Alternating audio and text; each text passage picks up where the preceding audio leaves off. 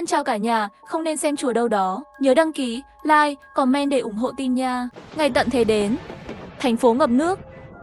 Nhà bạn trai Vương Hải Dương bị ngập lụt. Bố mẹ tôi và tôi tốt bụng nhận nuôi gia đình họ. Nhưng gia đình vốn đã thiếu vật tư, họ lại còn lén giấu thức ăn. Sau khi bị bố phát hiện, ông đã đuổi họ ra ngoài. Họ bị đuổi ra ngoài, họ rất tức giận. Đến nơi trú ẩn do chính phủ cung cấp, tuyên bố rằng nhà tôi có đủ nguồn vật tư cung cấp cho họ. Không lâu sau, có một đám người xông vào nhà tôi. Bố bị đâm chóc. Và vừa lúc đội cứu hộ đi ngang qua, cứu sống tôi và mẹ.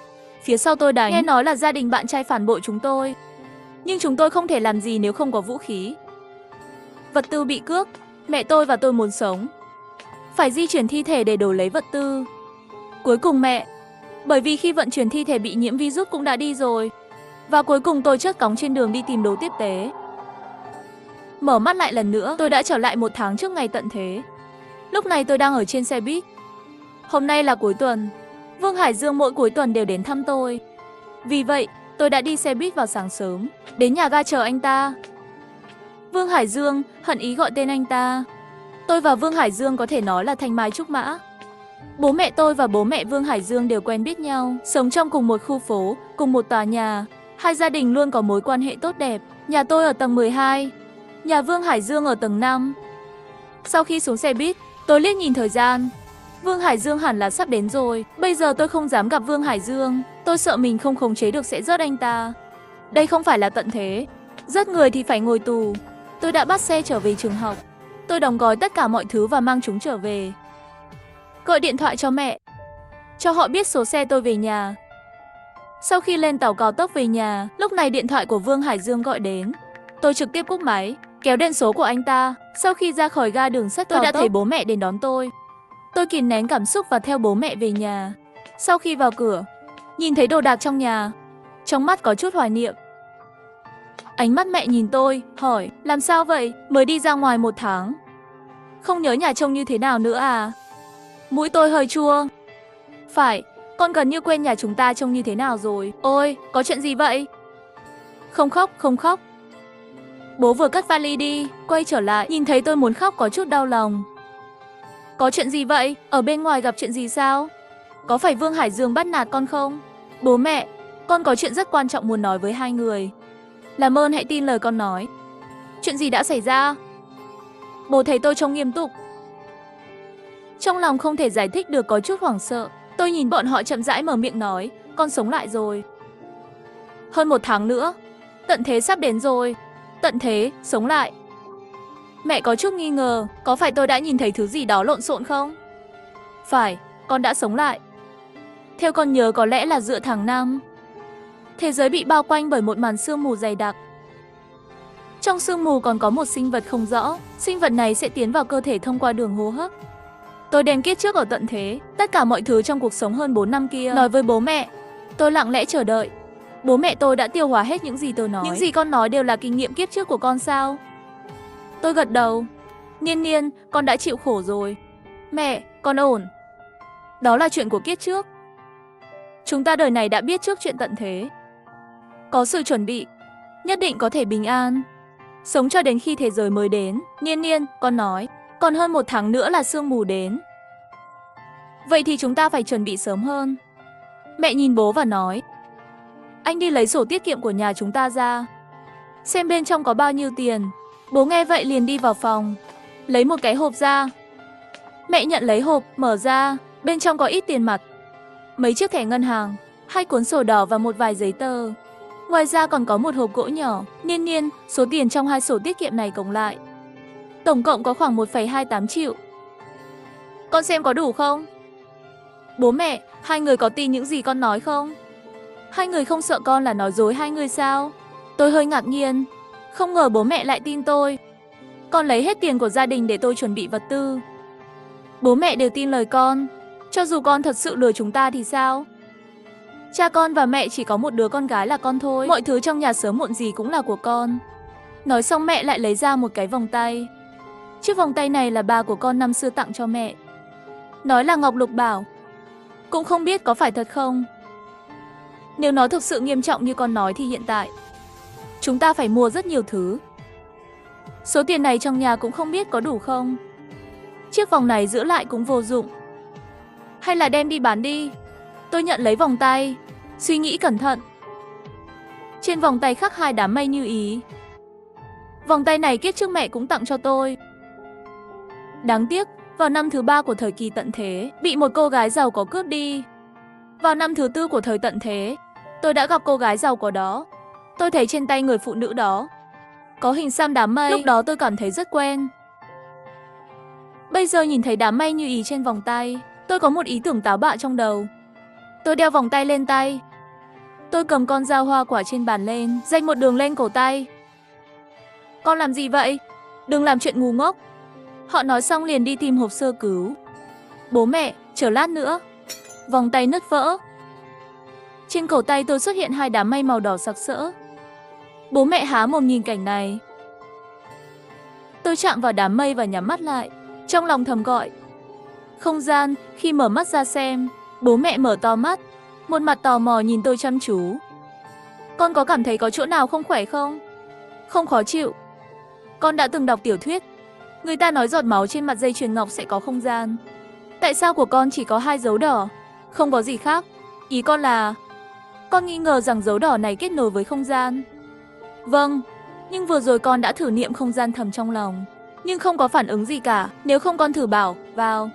Tôi nhắm mắt lại, tay phải chạm vào đám mây như ý trên tay trái, trong lòng thầm nghĩ, đi vào, chớp mắt thật sự vào không gian.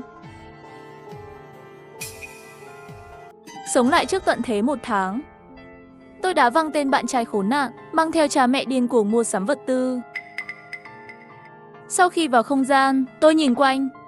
Trong không gian có 10 mẫu đất, ngoài ra còn có một cái sân. Tôi đẩy cửa ra sân, đi vào thì thấy 2 phòng. Hai bên sân có một mảnh đất có hàng rào khoanh lại và một cái giếng. Phía sau còn có một phòng có thể làm phòng tiện ích. Những nơi khác đều là màu trắng. Tôi cố gắng vào màn sương trắng, phát hiện có một lực lượng vô hình trong sương mù trắng chặn tôi lại. Tôi đành phải từ bỏ, sợ ở trong đó quá lâu, bố mẹ sẽ lo lắng. Chớp mắt trở về nhà. Niên Niên, sao rồi? Thật sự có không gian sao? Có không gian, trong không gian có 10 mẫu đất, có thể trồng lương thực. Ngoài ra còn có một cái sân, trong sân có 2 phòng. Một phòng chứa đồ, một cái giếng và 2 vườn rau. Có 10 mẫu đất, có thể trồng lương thực. Và trong giếng có nước không? Mê mông, có thể trồng lương thực. Xem chất lượng đất hẳn là đất đen, màu mỡ hơn đất bình thường, có nước trong giếng chắc là giếng nước bình thường. Bố biết rằng có 10 mẫu đất trong không gian để trồng trọt. Rất vui. Điều này có nghĩa là nếu chúng ta làm việc chăm chỉ hơn, sẽ có vô số thực phẩm để ăn. Con cũng có thể mua ít thực phẩm hơn, tiết kiệm tiền để mua các vật tư khác. Vậy chúng ta có thể vào không gian không? Hay chỉ có mình con mới vào được? Tôi bước lên, nắm tay bố mẹ nói, thử chút liền biết. Nói xong trong lòng tôi thầm nghĩ tiến vào không gian. Trong không gian, 3 người chúng tôi lập tức xuất hiện. Bố mẹ nhìn cảnh tượng trong không gian, tò mò nhìn xung quanh. Sau khi ra khỏi không gian, mẹ vẫn còn hơi phấn khích. Nếu có thể sống trong không gian cũng không tệ. Mặc dù không có ai, lạnh lẽo, nhưng cũng tốt hơn là lo lắng bên ngoài. Bố mẹ, con vào không gian thử xem con có thể ở trong không gian bao lâu. Chờ một chút, để mẹ lấy cho con một ít thức ăn. Nếu như phải ở trong đó 1 ngày, vậy thì cũng không lo bị đói. Đúng rồi, con lại mang theo đồng hồ báo thức vào ghi lại thời gian. Vâng, tôi gật đầu. Vì vậy, tôi lấy thức ăn mẹ tôi chuẩn bị, mang theo một cái cặp sách, vào không gian với đồng hồ báo thức. Sau khi ghi không gian, tôi lấy ra một quyển sổ và bút, bắt đầu ghi từng chút một trong 4 năm tận thế. Thời gian trôi qua một cách vô thức. Tôi đang kiểm tra thư tự ghi lại, không biết có thiếu sót gì không. Đột nhiên bị đẩy ra khỏi không gian. Niên Niên, sao thế? Không gian có chuyện gì sao? Tôi muốn thử xem mình còn có thể vào không gian không. Trong lòng tôi thầm nghĩ đi vào. Đọc nửa ngày cũng không có phản ứng gì. Hình như không vào được rồi, bố. Con đã ở trong đó bao lâu rồi? Con vào khoảng 11 giờ sáng. Bây giờ là 5 giờ chiều. Nói cách khác, con đã ở trong khoảng 6 tiếng. 6 tiếng, thời gian hơi ít. Tôi nhíu mày, đột nhiên nhớ đến đồng hồ báo thức vẫn còn ở trong không gian. Nghĩ về đồng hồ báo thức, Ngay sau đó đồng hồ báo thức xuất hiện trên tay. Bố nhìn đồng hồ báo thức xuất hiện từ hư không, hỏi, không gian còn dùng được không? Con có thể dùng được, chỉ là người không vào được. Tôi nhìn đồng hồ báo thức, hiển thị 5, 12. Đồng hồ báo thức và thời gian bên ngoài giống nhau. Xem ra tốc độ bên trong và bên ngoài không khác nhau mấy. Không sao đâu, đây đều là những vấn đề nhỏ. Miễn là không gian có thể sử dụng được. Khi ăn tối, mẹ nói, chiều mẹ của Vương Hải Dương gọi điện tới. Bà ấy nói Vương Hải Dương vẫn không liên lạc được với con. Để mẹ hỏi con có chuyện gì đã xảy ra giữa hai đứa.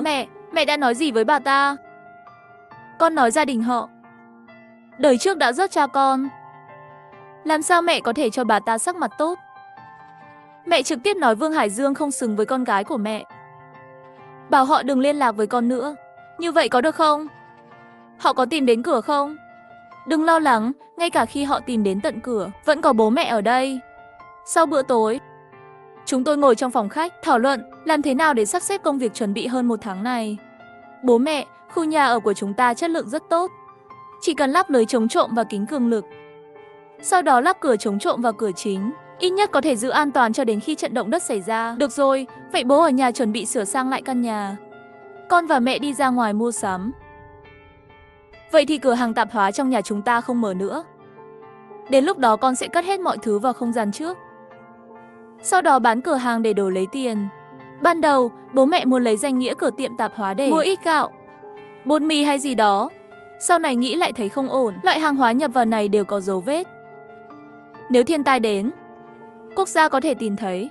Gia đình chúng ta mua số lượng lớn thực phẩm, cho dù quốc gia không kiểm tra. Nếu có một số người biết, cửa hàng tạp hóa chứa nhiều thực phẩm như vậy cũng sẽ bị người khác theo dõi. Sau khi thương lượng xong sẽ bắt đầu hành động.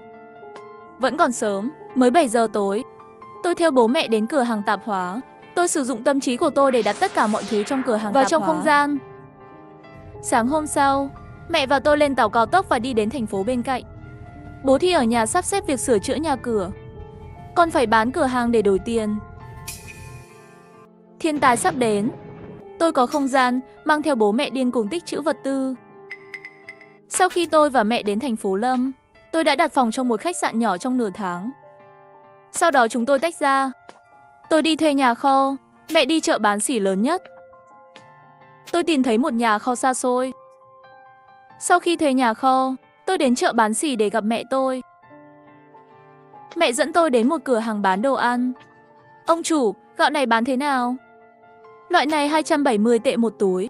Ông chủ, nếu tôi mua nhiều hơn, thì có thể giảm giá một chút không? Con muốn mua bao nhiêu? Tôi muốn 4 tấn gạo, 5 tấn bột mì, 4 tấn dầu đậu phộng. Ông chủ, xin vui lòng tính toán xem những thứ này cần bao nhiêu. Khách hàng lớn, chờ một chút. Nói xong ông chủ cầm máy tính. Nhân máy tính nửa ngày rồi bảo, chị gái à, nếu chị mua nhiều như vậy, tôi sẽ giảm giá cho chị. Loại gạo chị muốn 4 tấn. Tôi tính chị 20.000. Bột mì 50.000 tệ. Dầu đậu phộng giá 70.000 tệ. Tổng cộng 140.000. Chị thấy thế nào? Giá cao quá rồi. Thấp hơn chút nữa đi. Chị ơi, giá này đã được coi là rẻ rồi. Vậy thì quên đi. Mẹ nói xong thì kéo tôi đi. Chủ cửa hàng vội vàng ngăn cản. Chị gái à, đừng đi. Vậy chị nói xem bao nhiêu là thích hợp. Con có thể thương lượng. Tổng cộng lại 130.000 thôi. Cậu lại tặng tôi thêm 50 bao thuốc lá. Ôi chị ơi, chị chèn giá như vậy cũng quá tàn nhẫn rồi. Như vậy đi, 135.000 tệ, tôi tặng cho chị. 130.000 nếu được thì tôi sẽ gửi tiền ngay bây giờ. Không được thì thôi đi. Được chứ, tôi đã cho ông chủ một khoản tiền cọc 50.000 tệ, cho anh ta biết địa chỉ của nhà kho. Sau khi hẹn thời gian giao hàng, chúng tôi rời đi. Cả buổi sáng, tôi đi theo mẹ cả buổi sáng mua thực phẩm, hàng khô và các thứ khác. Trong khi bố tôi củng cố ngôi nhà ở nhà. Bố đến khu vật liệu xây dựng để so sánh mấy nhà. Chọn lưới chống trộm của một trong những nhà buôn đó và kính cường lực. Cửa chọn 2 cái. Tất cả đều là thép không rỉ rắn. Lưới chống trộm và kính cường lực cần được tùy chỉnh. Vì vậy, đã đặt cọc 10.000 nhân dân tệ trước. Thời gian vẫn còn nhiều. Bố đến công ty môi giới, chuẩn bị bán cửa hàng. Có một người trung gian là bạn của bố. Thấy bố lái xe tới, nồng nhiệt chào đón. Lão Hạ, cậu đến rồi. Tôi muốn bán cửa hàng tạp hóa. Chuyện này giao cho anh. Nhanh nhất có thể. Tôi nhớ cửa hàng của cậu có vị trí địa lý rất tốt. Làm ăn cũng được. Sao lại nghĩ đến việc bán cửa hàng? Có chuyện xảy ra, ở nhà cần tiền gấp. Lão Hạ, chuyện này cứ giao cho tôi đi. Cửa hàng này của cậu có vị trí tốt. Nó sẽ được bán ngay khi vừa được treo lên. Mẹ tôi và tôi mua sắm cả ngày. Về khách sạn dọn dẹp một chút rồi đi ngủ sớm. Sáng hôm sau, mẹ tôi và tôi mua mấy cái bánh bao bên đường để ăn. Tối qua mẹ ăn hơi no. Hôm nay ăn một cái bánh bao thì không ăn được nữa. Còn lại 2 cái bánh bao tôi cũng không ăn nổi nữa. Tôi đã trải qua những ngày tận thế, không nỡ lãng phí thức ăn. Tôi lợi dụng khi không ai để ý, thả bánh bao vào trong không gian, định để làm bữa khuya. Sau khi ăn sáng xong, chúng tôi đến chợ buôn quần áo.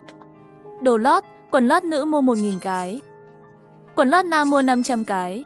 Đây đều là quần áo cá nhân, chất lượng mua tốt hơn một chút. Tổng cộng 20.000 tệ. Đắt nhất là quần áo mùa đông. Quần áo mùa đông cộng lại có giá gần 100.000 nhân dân tệ. Tối về khách sạn, mẹ trong phòng tắm rửa, tôi ghi lại những gì tôi đã mua hôm nay. Tôi thấy hơi đói. Nhớ đến bánh bao sáng nay chưa ăn xong. Tôi lấy bánh bao ra ăn. Tôi cầm bánh bao trên tay, đột nhiên cảm thấy hình như có gì đó không ổn. Bánh bao buổi sáng còn hơi ấm. Tôi đã ăn một miếng bánh bao, xác định bánh bao, nó giống hệt như khi vừa đặt vào không gian. Chờ mẹ tắm xong, tôi nóng lòng vào phòng vệ sinh, đổ đầy một bình nước, lấy ra ngoài đun nóng. Niên, còn muốn uống nước nóng à? Ngay trên mạng nói bình đun nước của khách sạn đều không sạch lắm. Mẹ, không phải. Tôi đã nói với mẹ tôi những gì tôi vừa phát hiện. Con hoài nghi rằng không gian là một không gian tĩnh, hoặc tốc độ chảy của thời gian tương đối chậm. Thật thần kỳ. Trước đây mẹ còn nghĩ, nếu tốc độ trong không gian giống như bên ngoài, mua nhiều mì gạo như vậy thì sợ sẽ bị sâu mọt ăn. Nếu thật sự có một nơi như vậy, chúng ta có thể tích trữ rất nhiều rau quả và cả thịt nữa. Vườn rau vẫn còn trống, chúng ta có thể tự trồng. Thịt thì có chút rắc rối. Nếu có một nơi như thế này, vậy thì đừng lo lắng. Sau khi nước được đun sôi, tôi đổ nước nóng vào cốc. Đổ 4 ly, mỗi phòng 1 ly. Trong sân cũng đặt 1 ly. Ngày hôm sau dậy, tôi lấy 4 ly nước trong không gian ra. Hóa ra ngoài cốc nước trong phòng đựng đồ còn nóng. Các ly nước khác đều lạnh. Có vẻ như phòng chứa đồ thực sự có chức năng bảo quản. Để kiểm tra xem phòng chứa đồ có phải là không gian tĩnh hay là tốc độ thời gian chậm, tôi đặt một cái đồng hồ báo thức vào phòng chứa đồ. Tôi định tối nay về xem một chút. Tận thế đến, thành phố bị ngập lụt. Bố mẹ tôi và tôi tốt bụng nhận nuôi gia đình họ, nhưng lại bị đâm sau lưng. Tôi sẽ không tha cho bất cứ ai trong số họ. Tối trở về khách sạn, tôi lấy đồng hồ báo thức ra và kiểm tra cẩn thận. Tìm thấy kim dây của đồng hồ báo thức. Có vẻ như khi tôi ném nó vào phòng chứa đồ vào buổi sáng, có hơi khác biệt. Không gian trong phòng chứa đồ không tĩnh, chỉ là tốc độ thời gian rất chậm. Nửa tháng này, trên đường điên cuồng mua sắm, hết mua rồi lại mua. Chỉ cần đồ vật nghĩ đến có thể mua cơ bản đều mua hết. Mẹ ơi, con trừ tiền phải trả thẻ tín dụng. Chỉ còn lại 20.000 thôi, sắp đến tận thế rồi. Không trả nợ thẻ cũng không sao, đúng không? Mẹ ơi, không thể giật nợ thẻ tín dụng được. Con nhớ kiếp trước, nhiều người mất việc vì sương mù và thời tiết khắc nghiệt, dẫn đến không có khả năng trả nợ thế chấp. Không biết là ai nghĩ ra phương pháp lấy công trả nợ. Đó là để những người nợ tiền làm việc cho chính phủ. Hầu hết là dọn dẹp xác chết. Cho dù đó là thế chấp, cho vay mua xe, thẻ tín dụng hay internet, tất cả sẽ được kiểm tra rõ ràng. Còn nợ tiền thì phải đi làm. Nếu không thì không thể nhận lương thực cứu trợ, cho đến sau trận động đất lớn, loại nợ này mới dừng lại. Vì vậy, kể từ khi tôi được sống lại, tôi chưa bao giờ nghĩ đến việc đi vay tiền. Tôi nhìn vào 20.000 tệ cuối cùng còn lại trong tay, quyết định mua tất cả đồ ăn vặt mà bản thân muốn ăn. Sáng hôm sau, mẹ tôi và tôi đến một cửa hàng bán xỉ đồ ăn vặt, mua tất cả đồ ăn vặt mà mình thích. Sau khi mua đồ ăn vặt về khách sạn, chúng tôi đã suy nghĩ một chút, tạm thời không còn gì để mua số lượng lớn nữa. Mẹ nói, hay là trở về trước, về nhà sớm, sắp xếp lại những thứ bố mua ở nhà. Vâng, mẹ. Vậy mẹ về trước đi, ở đây cũng không sao đâu. 2 ngày nữa con sẽ nhận xong những thứ còn lại, cũng có thể quay về. Mấy ngày này, sau khi tôi nhận được lô hàng cuối cùng gửi đến nhà kho, xem lại thời gian, vẫn còn sớm. Tôi muốn đi thăm trường lần cuối. Tôi cải trang. Đến gần trường học, bỗng nhiên nhìn thấy một bóng người quen thuộc. Là Vương Hải Dương. Không bao lâu sau, tôi thấy bạn cùng phòng của tôi là Lâm Viên Viện đi ra. Lâm Viên Viện đi đến bên cạnh Vương Hải Dương, rất tự nhiên liền nắm lấy tay Vương Hải Dương. Tôi nhìn thấy cảnh này cũng không tức giận, mà là nhanh chóng lấy điện thoại ra, chụp bọn họ lại. Sau đó hài lòng cất điện thoại đi, bắt taxi đến ga đường sắt cao tốc. Sau khi có những bức ảnh này, nếu sau này cha mẹ của Vương Hải Dương đến quấy rầy tôi chỉ cần ném ảnh lên mặt họ. Sau khi trật tự hoàn toàn hỗn loạn, tìm cơ hội khác để giải quyết tất cả. Vừa nhìn thấy Vương Hải Dương cầm một tách trà sữa trên tay, mới nhớ ra hình như mình không mua trà sữa.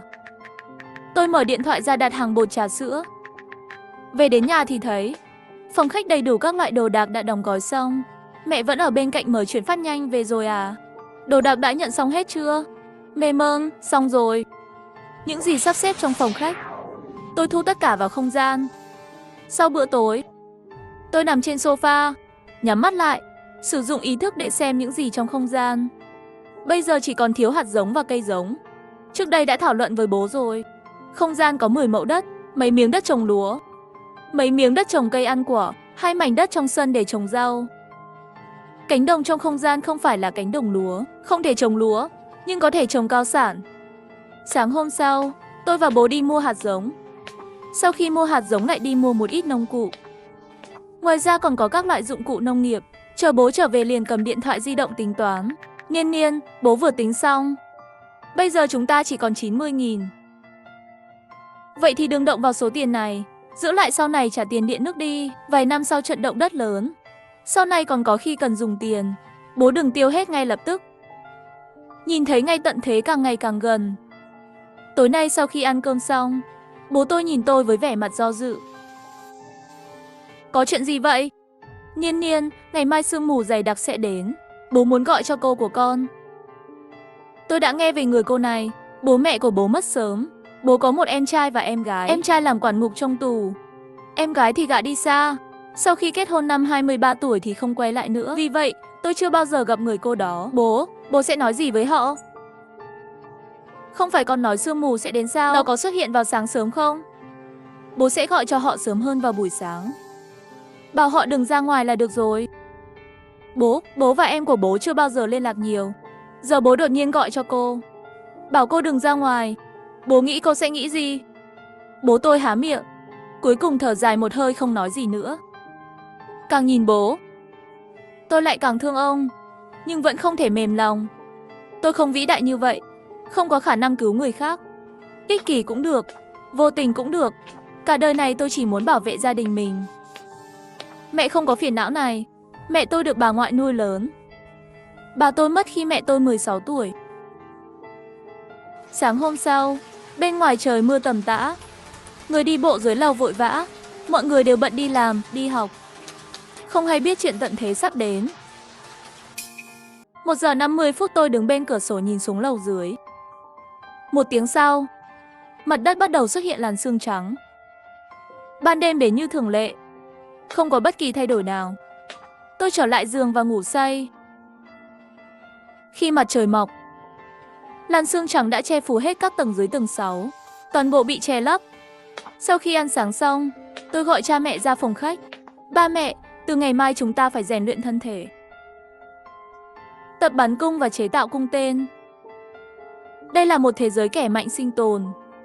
Nếu không có khả năng tự vệ, em rằng sẽ bị người khác ăn tươi nuốt sống. Kiếp trước sau khi mẹ mất, tôi bị người ta đuổi khỏi nhà. Tổ trưởng tòa nhà này lấy lý do tôi một mình chiếm 3 phòng ngủ, ép buộc yêu cầu để gia đình phòng 2 tầng 5 dọn vào nhà tôi. Tất nhiên tôi không đồng ý. Kết quả là tổ trưởng dẫn người xông vào. Sau khi bị gia đình đó đuổi ra ngoài, tôi đã trộm một thùng xăng. Lợi dụng lúc đêm khuya thanh vắng, tôi đổ xăng ở cửa nhà, rồi châm lửa đốt. Nếu tôi không giữ được nhà, thì để ngôi nhà cùng cha mẹ biến mất. Sau trận động đất không còn cứu trợ lương thực, tôi phải vào đống đổ nát tìm kiếm thức ăn. Thức ăn khó khăn lắm mới tìm được, còn chưa kịp ăn đã bị người khác cướp mất. Sau khi phản kháng còn bị đánh thừa sống thiếu chết. Sau này mỗi khi bị cướp, tôi liền rút hung khí giấu sẵn, nhắm vào ngực kẻ cướp đồ ăn của tôi, mà đâm tới tấp hơn chục nhát. Từ đó tôi hiểu rằng, trong thế giới kẻ mạnh sinh tồn này, muốn sống sót thì phải tàn nhẫn hơn kẻ khác. Tôi trở lại phòng và lên kế hoạch luyện tập hàng ngày. Xong việc, tôi nằm trên giường chọn một bộ phim. Xem xong phim tôi mở nhóm lớp trò chuyện. Bây giờ đúng dịp nghỉ lễ ngày mồng 1 tháng 5. Phần lớn bạn học đều không có ở trường, nên nhóm lớp rất náo nhiệt. Sương trắng ở khắp nơi. Cảm thấy thật kỳ lạ. Có ai trong các bạn đã ra ngoài chưa? Sương dày thế này ai mà dám ra ngoài chứ? Các bạn không thấy lạ sao? Chúng ta đâu có ở cùng một thành phố. Vậy mà đều bị bao phủ bởi sương trắng. Có khi nào tận thế sắp đến không? Chắc là không đâu. Trước đây cũng từng có năm nói sẽ tận thế mà. Nhưng rồi chẳng có chuyện gì xảy ra cả. Chưa biết rõ làn sương trắng này có gây hại cho cơ thể hay không, thì vẫn không nên ra ngoài thì hơn. Không cần phải nhát gan thế chứ. Chẳng phải chỉ là sương mù sao? Hơn nữa người cũng không thấy có mùi gì lạ cả. Tôi lướt xem lại lịch sử trò chuyện trong nhóm, không nói gì thêm nữa. Mấy ngày nay, chúng tôi vẫn tiếp tục rèn luyện và nấu các món ngon mỗi ngày. Hôm đó sau khi 3 người chúng tôi luyện tập xong, thì nằm trên sofa lướt điện thoại nghỉ ngơi. Mẹ tôi đột nhiên hét lên có người trong tòa nhà chết rồi. Tôi ghé qua xem tin nhắn trên điện thoại của mẹ. Là Trần lão sư ở phòng 303 đã mất. Mẹ hiếu kỳ hỏi tôi Niên Niên, con chẳng phải nói loài hút máu vật lý khi vào cơ thể sẽ hút máu, cuối cùng chết do mất máu quá nhiều sao? Mới có mấy ngày mà đã có người chết rồi. Có lẽ là vì người già và trẻ em thì sức đề kháng yếu hơn thôi. Nhìn vẻ mặt lo lắng của mẹ, tôi an ủi, mẹ à, không sao đâu, kiếp trước làn sương trắng này chỉ lên đến tầng 9, là ngừng không lên nữa.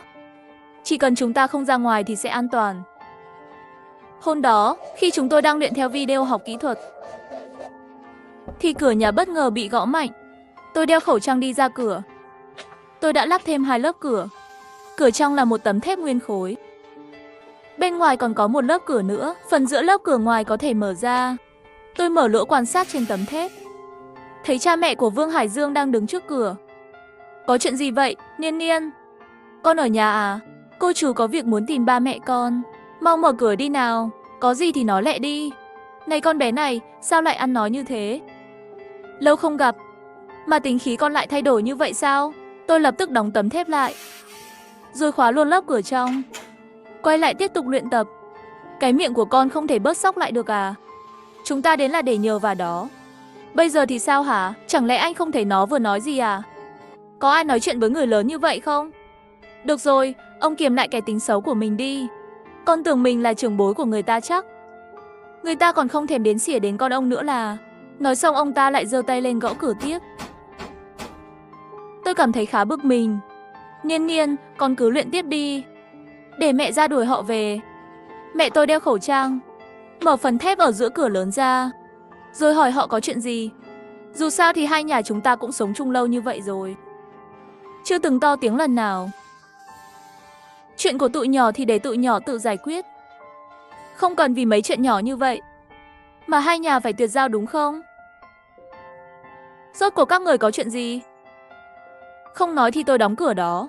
Đừng mà, chúng tôi muốn mua ít rau của cô. Nhà cô chẳng phải trước đây mở tiệm tạp hóa sao? Nhà tôi hết rau ăn rồi. Giờ bên ngoài sương mù dày thế kia, cũng không thể ra ngoài. Dù có ra ngoài cũng chẳng mua được gì, nên mới tính sang nhà cô hỏi mua.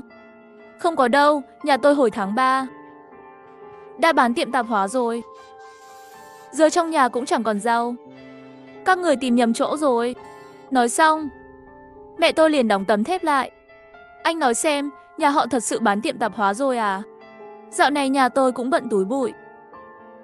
Tôi cũng không rõ nhà họ có bán hay không. Chút nữa quay về hỏi lão Tương xem sao. Sau khi cha mẹ Vương Hải Dương quay về, họ tìm đến lão Tương hàng xóm, hỏi chuyện tiệm tạp hóa nhà tôi. Tiệm tạp hóa nhà họ đã đóng cửa hơn 1 tháng trước rồi. Này, chắc nhà lão Hạ xảy ra chuyện gì đó. Dạo gần đây thấy ông ta ngày nào cũng chạy ra ngoài, người gầy rộc cả đi. Lão Vương, chẳng phải ông thân với nhà lão Hạ lắm sao? Chuyện lớn thế mà ông cũng không biết à? Trong khu này, hầu như ai cũng biết nhà lão Hạ đã đóng tiệm từ lâu rồi. Thì, dạo này nhà tôi cũng bận chuyện. Không để ý đến tình hình bên nhà lão Hạ. Cha của Vương Hải Dương sợ. Lão Tương hỏi tiếp nên vội vã rời đi. Lão Tương đứng trước cửa nhà lẩm bẩm. Tôi có thấy nhà đó gặp chuyện gì đâu. Vợ của Lão Tương nghe thấy, liền nhỏ giọng nói với ông ấy. Tôi nghe nói con trai họ làm người ta có bầu rồi. Cái gì cơ? Vương Hải Dương làm con gái người ta có bầu. Bà nghe ở đâu vậy? Vương Hải Dương, chẳng phải đang quen với Hạ Niên nhà lão Hạ sao? Không phải Hạ Niên. Nghe đâu là người ở nơi khác. Hơn nữa còn là sinh viên đại học. Sau khi cha mẹ Vương Hải Dương tay không quay về, Lâm Viên Viên bước đến. Cô chú ơi, có phải nhà dưới không chịu bán cho cô chú không? Hay để cháu đi hỏi giúp nhé. Thôi bỏ đi, chúng ta nghĩ cách khác vậy. Trong mắt Lâm Viên Viên lóe lên chút không cam tâm. Khi còn ở trường, Lâm Viên Viên đã ghen tị vì Hạ Niên có bạn trai cao giáo đẹp trai như vậy. Không ngờ rằng Hạ Niên lại ở cùng chung tòa nhà với nhà Vương Hải Dương. Rất muốn xem thử, sau khi Hạ Niên biết được chuyện cô sắp kết hôn với Vương Hải Dương, sẽ có biểu cảm gì. Tối hôm đó khi ăn cơm, ba tôi bật tivi lên, liền thấy tin tức đang đưa tin về vụ sương mù lần này. Xin chào các quý vị khán giả. Rạng sáng ngày mùng 3 tháng 5, toàn cầu xuất hiện sương mù dày đặc. Theo điều tra của các nhà nghiên cứu, xác nhận trong sương mù có chứa sinh vật chưa rõ nguồn gốc. Loài sinh vật này sẽ xâm nhập vào cơ thể theo đường hô hấp, sau đó nhanh chóng sinh sôi bên trong cơ thể. Sau khi hít phải loài sinh vật này, ban đầu sẽ cảm thấy ngứa cổ họng.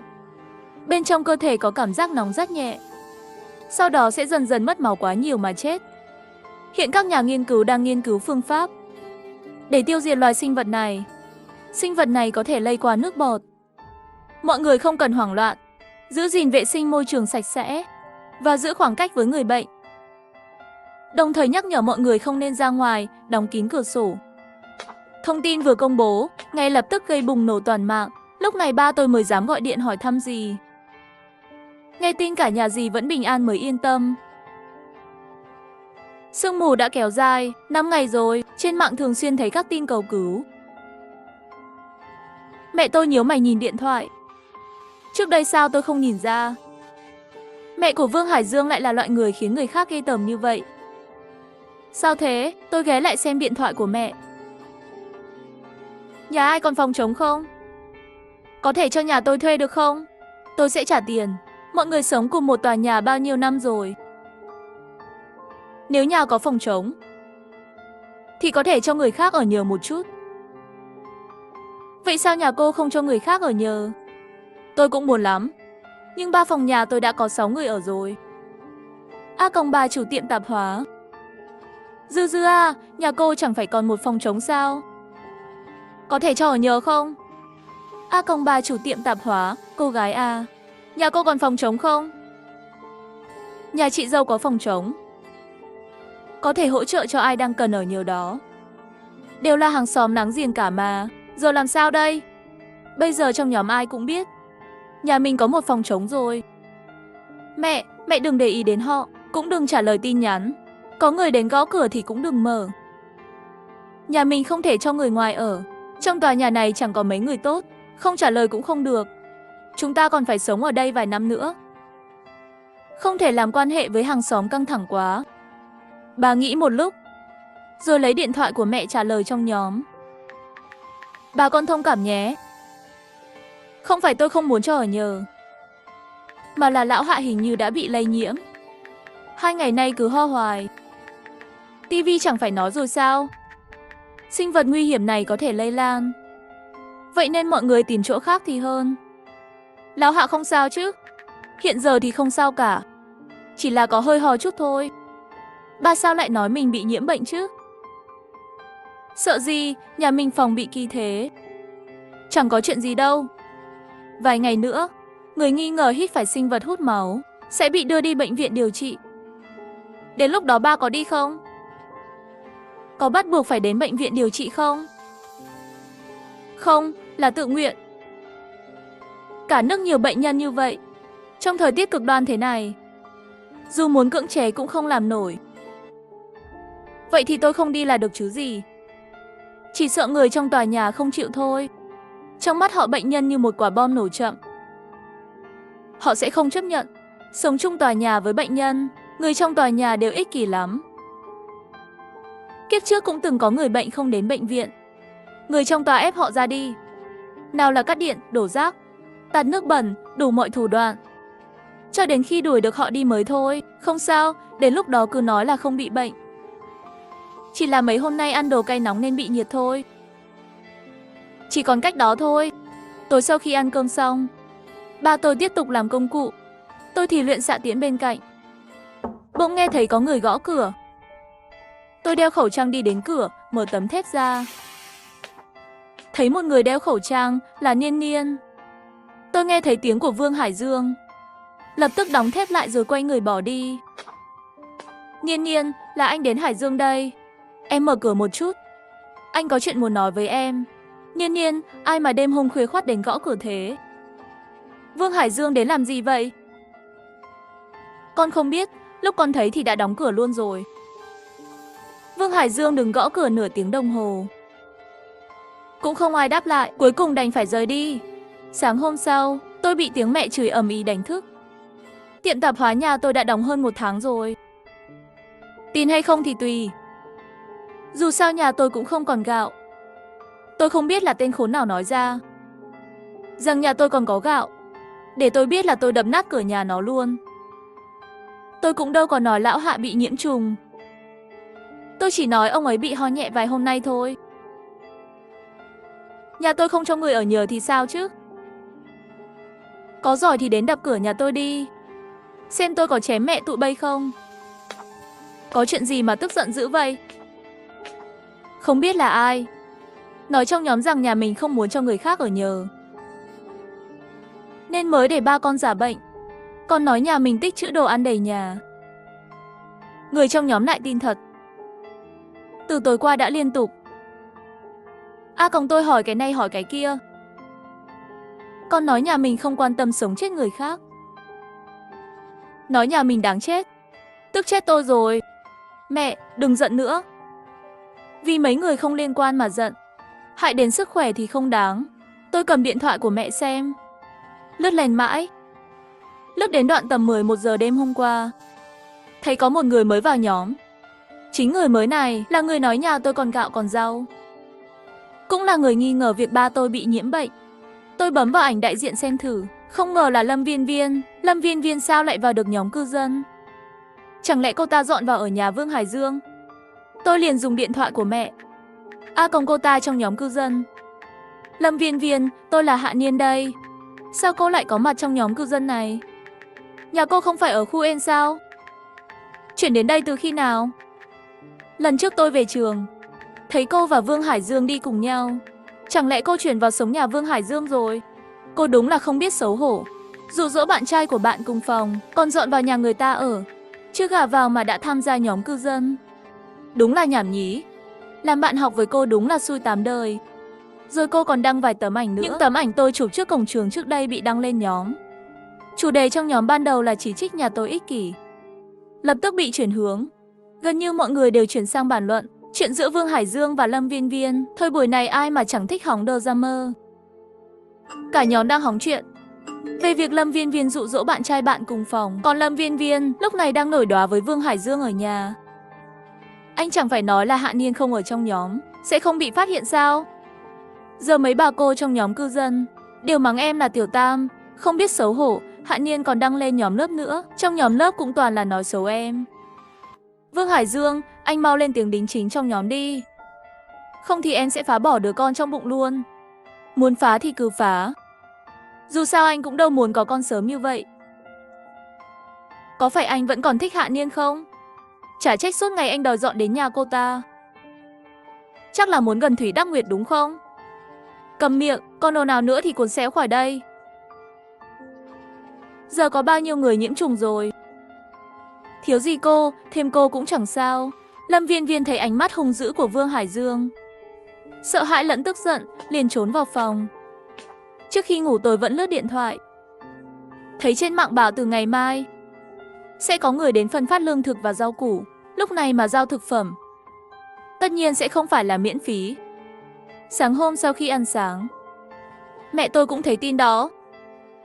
Ba mẹ, hay là chúng ta cũng nên mua ít đồ. Con thấy tốt nhất nên mua như mọi người để khỏi bị để ý. Nếu không người ta sẽ tưởng nhà mình tích trữ nhiều hàng lắm. Cũng tiện để chặn miệng thiên hạ. Được đấy. Đỡ phải nghe bọn trong nhóm lép nhép suốt ngày. Ngày thứ 9 sau khi sương mù xuất hiện, sương đã lên đến tầng 8. Chuyện cho ở nhờ lại tiếp tục bị lôi ra bàn. Và nhà tôi thì bị người ta đập cửa. Bầu trời vang vọng tiếng động. Tôi mặc đồ bảo hộ, cầm lấy cung mà ba làm. Mở tấm thép cửa ra thì thấy là Hà Hữu Vi đến người từng đập cửa nhà tôi hôm trước. Thấy tôi, hắn liền hung hăng mắng, nhà các người rõ ràng có phòng trống, tại sao không chịu cho chúng tôi ở? Còn mặc đồ bảo hộ cơ đấy, để xem mặc nổi không? Đến vừa nói hắn vừa cầm dao chém vào cửa. Tôi lập tức cầm lấy cung, từ khe cửa chống trộm, bắn thẳng một mũi tên vào đùi hắn. Hà Hữu Vi hét thảm một tiếng rồi ngã lăn ra đất. Lần sau nữa thì mũi tên sẽ vào tim mày. Hà Hữu Vi không còn để ý đến cơn đau, vội vàng đứng dậy bỏ chạy. Tôi nhìn theo bóng dáng hắn rời đi, cảm thấy có chút tiếc nuối. Nếu trật tự xã hội hỗn loạn hơn thì đã có thể giết chết hắn rồi. Tối đó tôi dẫn ba mẹ vào không gian. Chúng tôi đi một vòng quanh mảnh đất 10 mẫu. Mẹ tôi mệt lử, sau này mỗi lần canh tác mà đi bộ thế này thì mất thời gian lắm. Cũng khá là tốn công nữa. Mẹ à, đất trong không gian rất bằng phẳng, mình có thể lái xe được. Ba chỉ vào nửa mảnh đất phía sau nói. Niên Niên, mấy mảnh đất phía sau đó chúng ta trồng lúa, trồng tổng cộng 5 mẫu. 5 mẫu còn lại thì 1 mẫu trồng bắp, 1 mẫu trồng khoai lang, 1 mẫu trồng khoai tây, 1 mẫu trồng mía, còn 1 mẫu cuối cùng thì trồng cây ăn quả. Lên kế hoạch xong, chúng tôi rời khỏi không gian. Hôm sau, trong lúc nghỉ trưa, mẹ tôi phát hiện người ở căn 1201 đối diện muốn kết bạn với bà. Trên lời mời viết, cô ơi, cung tên nhà cô có bán không ạ? Niên Niên, người ở 1201 muốn mua cung tên kìa. Tôi cầm điện thoại lên xem. Tôi nhớ căn 1201 là một đôi vợ chồng son mới cưới. Kiếp trước, họ chết rất thê thảm. Họ bị cướp đột nhập vào nhà. Lâm Văn Huyền bị đâm cả chục nhát. Nguyễn Ngọc Giao còn gặp kết cục thê thảm hơn. Tôi thật ra có ấn tượng rất tốt về họ. Kiếp trước khi trời cực kỳ nóng, phải đi ra cổng khu mang nước về. Một lần mẹ tôi không khỏe, tôi tự mình mang nước về.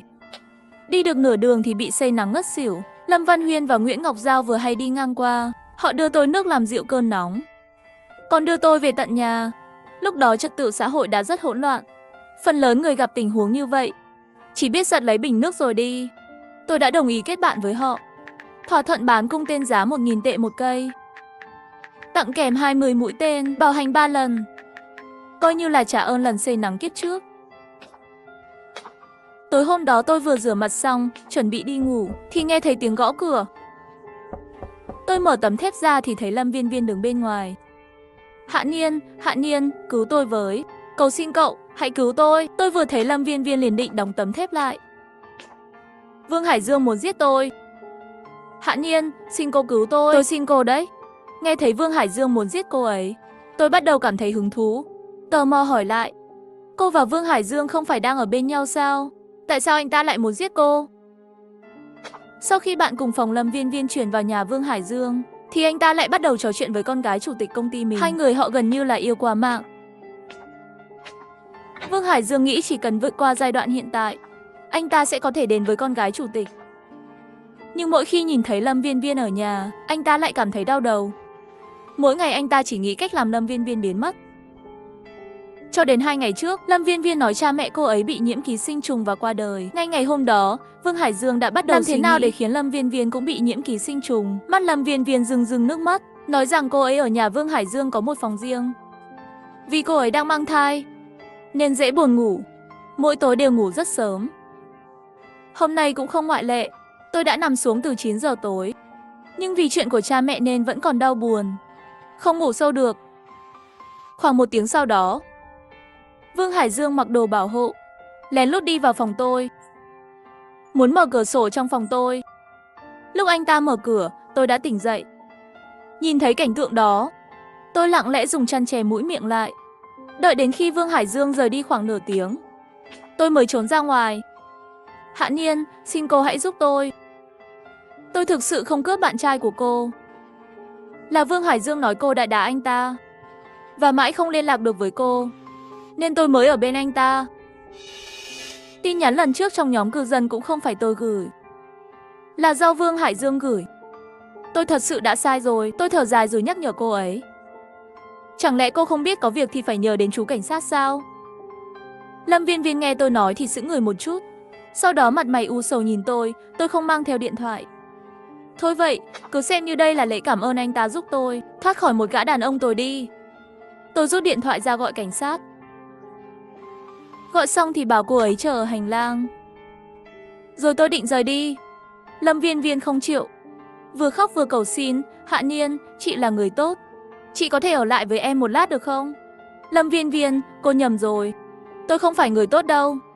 Nói xong tôi đóng cửa mạnh lại, rồi quay lưng bỏ đi. Một tiếng sau, cảnh sát đến nơi. Là cô gọi báo án phải không? Có thể kể rõ tình hình không?